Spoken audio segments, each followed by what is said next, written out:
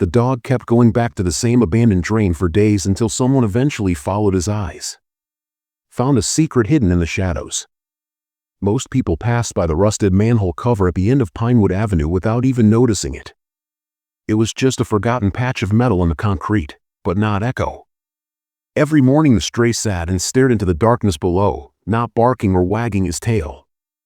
At first, Liam thought it was just a dog's curiosity, perhaps a rat had scuffled down there. However, as the days went by, he realized that this wasn't curiosity, but rather something deeper and more urgent. On Wednesday, the air was cool, so Liam brought a sandwich from the cafe down the street, unwrapping it and offering it to Echo, but instead of eating it, the dog did something unexpected, taking it in his mouth and running, not out of fear, but purposely alarmed. Liam got up and followed him. Echo ran faster than Liam had ever seen him go through alleys and side streets until he came to that same manhole again. He stopped, dropped the sandwich, and used his nose to push it through the metal bars before lying down next to it and waiting. Liam approached, breathless and perplexed, asking softly, "What are you doing?" At which point he heard a sound so faint he thought he had imagined it.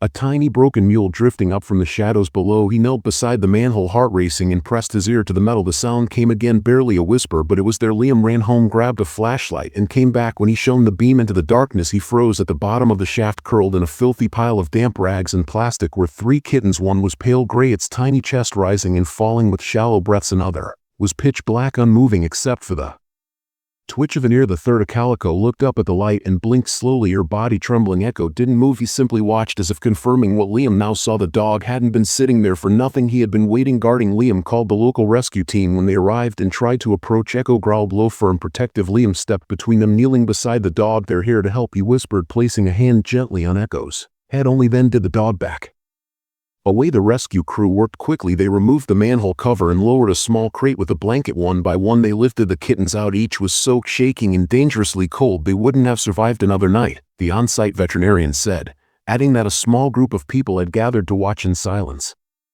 No one knew how long the kittens had been down there or how they had managed to survive at all, but Echo had known somehow. He had sensed them, and he had waited day after day for someone to notice.